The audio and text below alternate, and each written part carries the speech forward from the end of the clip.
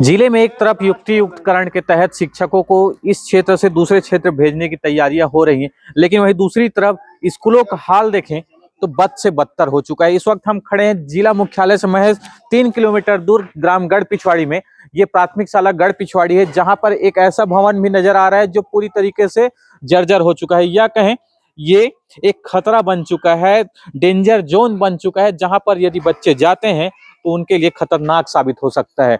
यहाँ गेट जो है वो बंद नहीं हो सकता। इसका कारण पूछने पर पता चला है कि ये जो बिल्डिंग है वो इसी गेट पर टिका हुआ है। ये गेट अगर हटा दिया जाए तो ये बिल्डिंग नीचे गिर सकता है। पूरी तरीके से अंदर जर्जर हो चुका है, जो छत है वो नीचे गिर चुकी है।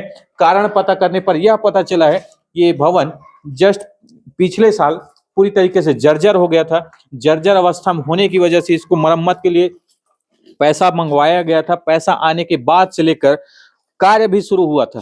कार्य शुरू होता है कि केवल छत गिराकर कार्य को बीच में छोड़ दिया जाता है। ऐसा कार्य कहाँ होता है, ये एक बड़ा सवाल है। आखिर शासन प्रशासन इस ओर क्यों ध्यान नहीं दे पा रहे हैं?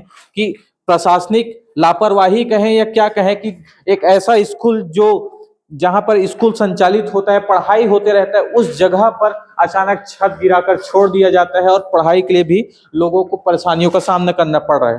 यहाँ जो बच्चे हैं वो अब अतिरिक्त कक्ष में बैठकर पढ़ाई कर रहे हैं और वहीं पर अपना पढ़ाई करते हुए जो आगे की शिक्षा है वो प्राप्त कर रहे हैं। लेकिन हम जस्ट जो बाजू की बिल्डिंग है उसको देखते हैं, वो पूरी तरीके से जर्जर हो चुका है। आखिर क्या कारण है वो सीधा चर्चा करते हैं। यहाँ के जो जनप्रतिनिधि है सबसे पहले ये बताएंगे कि ये क्या हुआ था जिसके वजह से जो मद आया है और आगे क्या कार्रवाई हुई है। नहीं, ये बता रहे हैं पिछले पिछले कार्यकाल में जो पूर्व में सरपंच था वो कि सज्जा से पानी टपक रहा था, उसके लिए शासन की तरफ से मांग करने के अनुसार से 5 लाख रुपए स्वीकृति हुआ था। उसको 8 महीना 10 महीना पहले इसको तोड़ के अधूरा छोड़ दिए हैं। तो हम अब चाह रहे हैं कि भैया स्कूल प्रारंभ 16 जून से स्कूल प्रारंभ हो चुका है और बच्चे कहीं अंदर घुस गए और दबने की स्थिति, कभी ऐसा लग रहा है कहीं घटना दुर्घटना हो गया है। इसलिए हम लोग सावधानी के लिए हम लोग पहले शासन प्रशासन को भी इसके लिए पूरे ग्रामीण सरपंच वार्ड पंच पूरे लोग जाके इसको शिकायत की हैं। उसके बाद भी शासन अभी तक उसके कान में जू नहीं रेंग रहे। पता नहीं अब क्या होगा, अब शासन प्रशासन जाने, इसकी जिम्मेदारी होगा। अच्छा ये बताइए, यहाँ पे बच्चे अंदर जाते हैं, बोल रहे हैं डेंजर जोन है, छत गिर सकता है, उसके बावजूद बच्चे वहां पर जाकर खेल रहे हैं। बच्चे को समझाने पे नहीं समझ रहे, इस पे क्या किनको जिम्मेदार मानेंगे? अब देखो, हम तो जिम्मेदार पहले शासन प्रशासन को, छोटे बच्चे हैं। अब सर मैडम को तो हम समझाइश दे दिए हैं कि वो उधर जाने ना दें, फिर भी अब उनके नजरअंदाज करके घुसी जा रहे हैं। तो पहले सबसे पहले तो हम तो बोलेंगे कि कलेक्टर महोदय को दिए हैं, उसको तत्काल वो संज्ञान में लेके आज तक जांच हो जाना था। कितना बार चले गए कलेक्टर? नहीं, अभी पहले बार गए हैं जब जाने के लिए, और उसके बाद तो हम शिक्षा विभाग को भी सूचना दे चुके थे। सबसे पहले तो जो विभागी हैं उनको संज्ञान में लेकर आज तक कार्रवाई करना चाहिए। जब नहीं ली, शिक्षा विभाग नहीं सुने, तब हम कलेक्टर महोदय के पास इस शिकायत किए हैं। निश्चित ही लापरवाही कहेंगे, क्योंकि 1 साल बीत चुका है इस छत को गिराए हुए। छत को गिराने के बाद 1 साल बाद भी इसको मरम्मत के लिए अब तक कोई ध्यान नहीं दिया गया है। ऐसा ही पीछे हम जाते हैं तो शौचालय का भी यही हाल है, बताया जा रहा है। शौचालय भी जर्जर स्थिति में है, जो गिरने की संभावना है। मैडम, आप कौन से पद में हैं? मैं सहायक शिक्षक।